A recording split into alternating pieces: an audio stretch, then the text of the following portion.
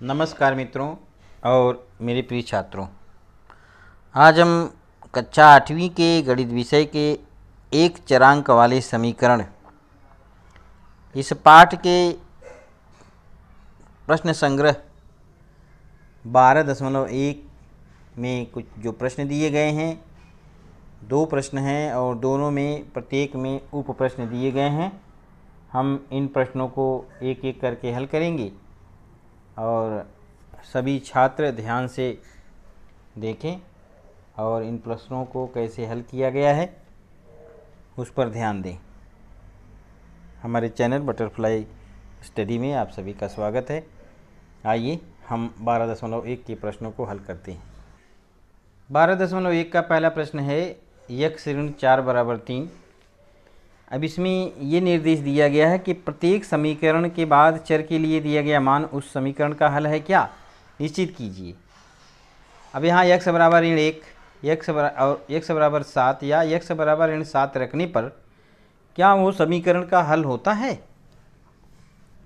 तो x ऋण 4 बराबर 3 यह प्रश्न दिया गया है। अब यहाँ पे दिया गया है x ऋण 1, ये x का मान रखने पर तो ऋण 1 और ऋण 4 मिलकर ऋण 5 हो गया और बराबर 3, यानी यहाँ ऋण 5 हो गया और ऋण 3 हो गया। तो दोनों तरफ दाहिने तरफ और बाएं तरफ पक्ष बराबर नहीं होता, इसलिए यह समीकरण का हल नहीं है। अब हम देखेंगे कि x बराबर 7 रखने पर, आगे आइए। x ऋण 4 बराबर 3 यह प्रश्न दिया गया है x ऋण 7 रखने पर। तो अगर हम x की जगह 7 रखते हैं तो 7 ऋण 4 बराबर 3, तो यहाँ भी 3 हुआ और यहाँ भी 3 हुआ, दाएं पक्ष और बायां पक्ष दोनों तरफ 3 हुआ। तो यहाँ पर x बराबर 7 यह समीकरण का हल है। x ऋण 4 बराबर 3 दिया गया है, x बराबर ऋण 7 रखने पर ऋण 7 ऋण 4 बराबर 3, ऋण 7 और ऋण 4 को मिलाने पर ऋण 11 होता है और इस तरफ 3 है। इस तरह से यह जो है समीकरण का हल नहीं है। दूसरा प्रश्न है 9m बराबर 81।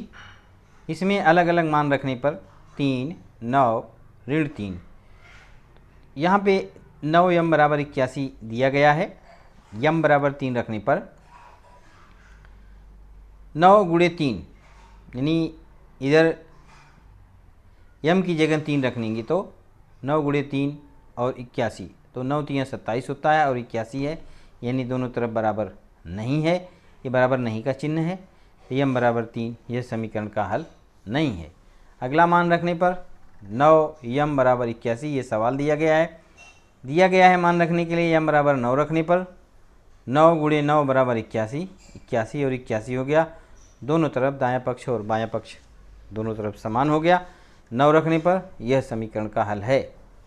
9m बराबर 81 ये तो दिया गया। अब यहाँ पर ये प्रश्न है, अब मान रखते हैं, अगर m बराबर ऋण 3 रखते हैं तो देखते हैं कि क्या समीकरण का हल होता है। 9 गुणे ऋण 3 बराबर 81, तो 9 3 27 ऋण 27 और इधर 81 है, ये दोनों तरफ समान नहीं हुआ, m बराबर ऋण 3 यह समीकरण का हल नहीं है। तीसरा प्रश्न है 2a धन 4 बराबर 0। अब यहाँ पे अलग अलग मान रखना है, 2 ऋण 2 1। 2a धन 4 बराबर 0, a बराबर 2 रखने पर, क्योंकि 2 a की जगह 2 रखना है, यहाँ पे रखा है, a बराबर 2 रखने पे a में 2 का गुणा किया, धन 4 बराबर 0, 4 धन 4 बराबर 0, 4 और 4 8 होता है, ये दोनों तरफ बराबर नहीं है, इसलिए a बराबर 2 यह समीकरण का हल नहीं है। दूसरा उसके आगे अगला मान रखते हैं ऋण 2, 2a धन 4 ये प्रश्न दिया गया है, 2a धन 4 बराबर 0, a बराबर ऋण 2 रखने पर 2 ये नहीं है, यहाँ पे ऋणात्मक संख्या नहीं है, 2 धनात्मक है, 2 और कोष्ठक में ऋण 2 धन 4, तो ऋण 4 हो गया, 2 दूनी 4, ऋण 4 धन 4 बराबर 0, इधर भी 0 हो गया, तो दोनों तरफ ये बराबर है, तो a ऋण 2 यह समीकरण का हल है। अगर a की जगह हम ऋण 2 रखते हैं तो यह समीकरण का हल है। 2a धन 4 बराबर 0, a बराबर 1 रखने पर, अलग अलग मान रखने की जगह अभी a बराबर 1 रखेंगे तो देखिए क्या होता है, 2 गुणे 1 धन 4 बराबर 0, 2 धन 4 बराबर 0, तो 2 और 4 जोड़ेंगे 6 बराबर नहीं 0, तो ये a बराबर 1 यह समीकरण का हल नहीं है। चौथा प्रश्न है 3 ऋण y बराबर 4, y का मान ऋण 1, 1, 2 रखने पर देखते हैं कि इस समीकरण का हल होता है कि नहीं। 3 ऋण y बराबर 4, y बराबर ऋण 1 रखने पर 3 ऋण 1 बराबर 4, तो ऋण और ऋण मिलके 4 हो जाएगा, तो 3 और 1 4 और यहाँ 4, तो 4 और 4 दोनों तरफ बराबर हो जाता है। यह समीकरण का हल है। अब मान बदल कर अगर करते हैं, मान बदलने पर x y बराबर 1 रखने पर तो 3 ऋण 1, y का मान 1 रख दिया, 3 ऋण 1 बराबर 4, तो 3 में से 1 गए 2 और यहाँ 4, दोनों तरफ बराबर नहीं है, यह समीकरण का हल नहीं है। 3 ऋण y बराबर 4, y बराबर 2 रखने पर अब y का मान 2 रखेंगे, 3 ऋण 2 बराबर 4, 1, अब यहाँ पे 4 है और इधर 1 है, ये दोनों तरफ बराबर नहीं है, समीकरण का हल नहीं है। प्रश्न क्रमांक 2 में पहला उप प्रश्न है 17p ऋण 2 बराबर 49। इस समीकरण को हल करना है। हल है दोनों पक्षों में 2 जोड़ने पर। ध्यान दो, अगर यहाँ ऋण 2 है तो हमें दोनों पक्षों में 2 जोड़ना है, तो 17p ऋण 2 धन 2, 49 धन 2, दोनों पक्षों में हमने धन 2 किया, जोड़ा, ये 2 से 2 कट जाएगा, ये ऋणात्मक और धनात्मक कट जाएगा, 49 और 2 51 और ये 17p। अब 17p को हटाना है, दोनों पक्षों में 17 से भाग देंगे। ये गुणे के रूप में है तो भाग देंगे, भाग के रूप में रहेगा गुणा करेंगे, जोड़ रहेगा तो घटाना करेंगे, घटाना रहेगा तो जोड़ करेंगे, संख्याओं का विलोपन करने के लिए। दोनों पक्षों में 17 से भाग दिया, दोनों पक्ष का मतलब बराबर के इधर दाहिना पक्ष, बराबर के इधर बायां पक्ष, ये दोनों पक्ष होता है, इतना ध्यान रखिए। आपके सामने जो दाहिने हाथ की तरफ बराबर से दाहिने की तरफ दायां पक्ष है, बराबर से बाएं तरफ बायां पक्ष है, दोनों पक्षों में 17 से भाग दिया, तो 17 से 17 कट गया, 17 तियाँ 51, 17 तियाँ 51, तो p बराबर 3 हो जाएगा। दूसरा प्रश्न है यम 2m धन 7 बराबर 9, दोनों पक्षों में 7 घटाने पर, अब धन 7 है तो 7 घटाएंगे, 2m धन 7 ऋण 7, 9 ऋण 7, तो बचा क्या, ये 7 से 7 कट गया, 9 में से 7 घटा 2, 2m बराबर 2, दोनों पक्षों में 2 से भाग देने पर 2m बटा 2 और 2 से 2 का भाग दिया, तो 2 से 2 ये कट गया, 2 1 कम 2, m बराबर 1। तीसरा प्रश्न है 3x धन 12 बराबर 2x ऋण 4, दोनों पक्षों में 12 घटाने पर, यहाँ धन 12 है तो दोनों पक्षों में 12 घटाएंगे, 3x धन 12 ऋण 12 बराबर 2x ऋण 4 ऋण 12, तो 3x, अभी ऋण 12 से धन 12 है, ऋण 12 खत्म हो गया, अभी यहाँ पे ऋण 4 और ऋण 12 मिलके हो गया 12 और 4 16 ऋण 16, अब यहाँ बचा 2x, यहाँ बचा 3x। अब दोनों पक्षों में 2x घटाने पर इसका विलोपन करना है, तो 3x में 2x घटाया, 2x ऋण 16 ऋण 2x, ये 2x से 2x घटा, 3x में 2x घटा, x बचा, x बराबर ऋण 16, उत्तर हुआ x बराबर ऋण 16। चौथा सवाल है 5 कोष्टक में x ऋण 3 बराबर 3 कोष्टक में x धन 2, तो 5x, 5 में x का गुणा किया 5x, 5 3 15, यहाँ ऋण है तो यहाँ ऋण हो जाएगा, 3 और 3 और x का गुणा 3x, 3 और 2 का गुणा किया 6 हो गया, दोनों पक्षों में 15 जोड़ने पर 5x ऋण 15 धन 15 बराबर 3x धन 6 धन 15, तो यहाँ पर हो गया 5x, 15 से 15 कट गया, 3x 15 6 21 और ये 3x धन 21 हो गया। अब 3x का विलोपन करना है, इसको निकालना है, दोनों पक्षों में 3x घटाने पर 5x ऋण 3x, 3x धन 21 ऋण 3x, 3x से 3x कट गया और 5x में से 3x निकल गया, तो 2x बचा, 2x बराबर 21। अब दोनों पक्षों में 2 से भाग देने पर, तो 2x में 2 से भाग दिया, 21 में 2 से भाग दिया, तो x 2 से 2 कट गया, x बराबर 21/2। पाँचवा प्रश्न है 9x बटा 8 धन 1 बराबर 10, अब यहाँ धन 1 है तो दोनों पक्षों में 1 घटाना है, दोनों पक्षों में 1 घटाने पर जिस प्रकार से हमने लिखा है आपको भी उसी प्रकार से लिखते जाना है, तो 9x बटा 8 धन 1 ऋण 1 बराबर 10 ऋण 1, 10 में से गया 9 और 9 बटा 8 धन 1 और ऋण 1 मिलकर ये कट गया, 9x बटा 8 बराबर 9, दोनों पक्षों में 8 से गुणा करने पर, अब दोनों पक्षों में 8 से गुणा किया, इसका विलोपन करने के लिए दोनों पक्षों में 8 से गुणा किया, ये 8 से 8 कट जाएगा, 9 8 72, ये 72 हुआ और यहाँ 9x बचा। अब दोनों पक्षों में 9 से भाग देने पर, 9 से भाग दिया यहाँ पे, 72 में 9 से भाग दिया, उत्तर आया x बराबर 8। छठवां प्रश्न है y/7 धन y ऋण 4/3 बराबर 2। अब इसका गुणा करने में कितना होता है 21 का, तो दोनों पक्षों में 21 से गुणा करने पर 21 से दोनों पक्षों में गुणा करेंगे 21, और फिर ये बायां पक्ष वाला भाग और ये दायां पक्ष वाला भाग, दोनों में 21 से गुणा करेंगे। तो यहाँ से गुणा करते हैं 21y, 21 में y का गुणा 21y और नीचे 7 ही रहेगा, और फिर y ऋण 4/3, तो ये 21 y ऋण 4/3 दोनों में, इसमें एक बार इस भाग में 21 से गुणा किया, फिर इस भाग में 21 से गुणा किया, और यहाँ पे दो में भी 21 से गुणा किया। तो 21 का y में यहाँ पे गुणा करते हैं तो 21y ऋण 4, तो ये इससे कट जाएगा, 3 सते 21, यहाँ 7 हो गया, और ये 7 तियाँ 21, यहाँ 3 हो गया, और ये 21 दूनी 42, दाहिने पक्ष में 42 हो गया। अब यहाँ पे क्या बचा 3y धन 7y ऋण 4, अब इसका इसमें गुणा हो जाएगा बराबर 42, 3y धन 7y ऋण 28, 7y 7 चौक 28 बराबर 42।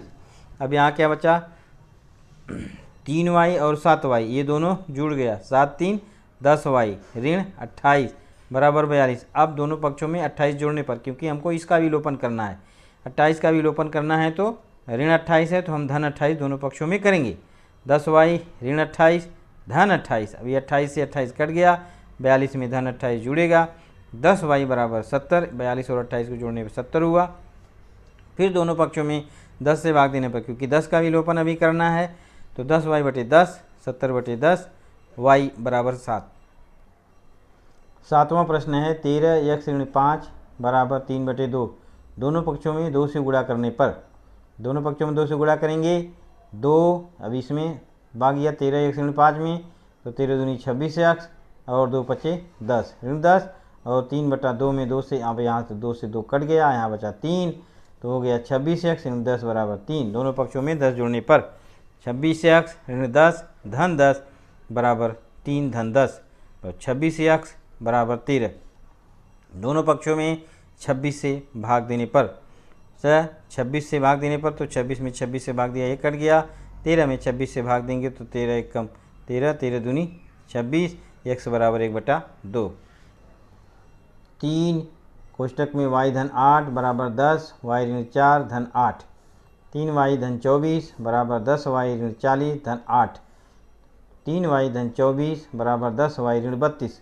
अभी क्या किया, यहाँ पे इसका 24 है, तो 24 का विलोपन करने के लिए अभी इसका गुणा किया, इसमें 3 का y में गुणा किया तो 3y और 8 तिरिक 24, 10 का y में गुणा किया तो 10y और 10 चौक 40, और ये धन 8, इस प्रकार से हो गया।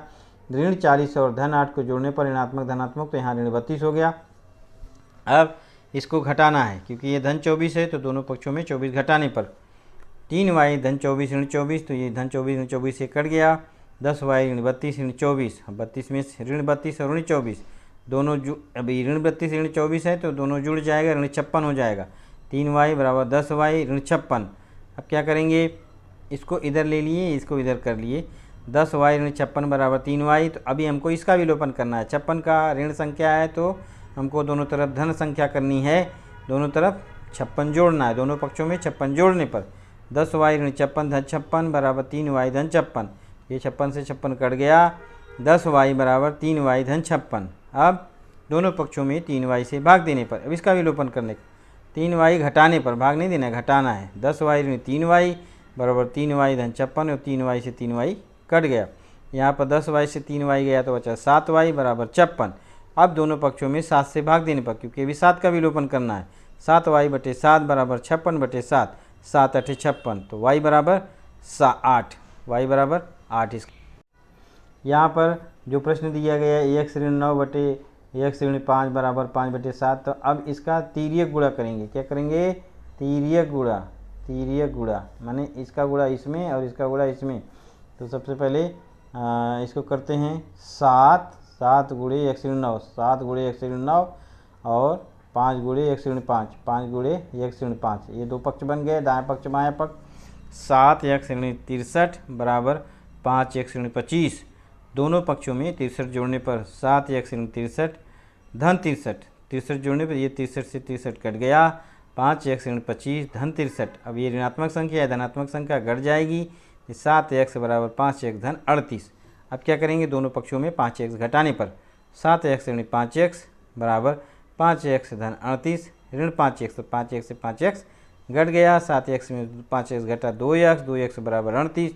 दोनों पक्षों में 2 से भाग देने पर दोनों में भाग देंगे, 2 से 2 कट गया, 38 भागे 2, x बराबर 19। 10वां प्रश्न है y ऋण 4/3 धन 3y बराबर 4। अब क्या करेंगे, दोनों पक्षों में 3 से गुणा करेंगे, माने इसमें भी 3 से गुणा करना है और इसमें भी 3 से गुणा करना है। तो 3 से गुणा करेंगे, 3y ऋण 4/3 धन 3y बराबर 4 गुणे 3। इधर भी 3 का गुणा किया और यहाँ भी 3 का गुणा किया, तो यहाँ गुणा करने पे ये 3 से ये 3 कट गया, यहाँ बचा y ऋण 4 धन, यहाँ भी 3 का गुणा किया तो 3 3 9 हो जाएगा, और ये 4 3 12 हो जाएगा। तो y ऋण 4 धन 9y बराबर 12। तो 10y ऋण 4, 10y ऋण 4 बराबर 12। 10y 9y और 1y ये मिलके हो गया 10y और ऋण 4 बराबर 12। दोनों पक्षों में 4 जोड़ने पर भी इसका विलोपन करना है।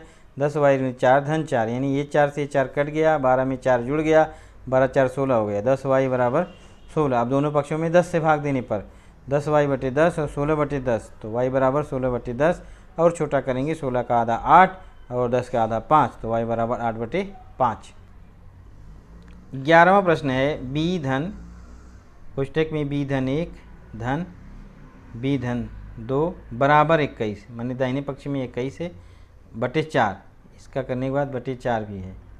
इसके बाद दोनों पक्षों में 4 से गुणा करने पर b धन 1 धन b धन 2 बटे 4 गुणे 4, दोनों पक्ष में 4 से गुणे, तो ये 4 से ये 4 कट गया और यहाँ 21 में 4 का गुणा हो गया, 21 चौक 84 हो गया ये।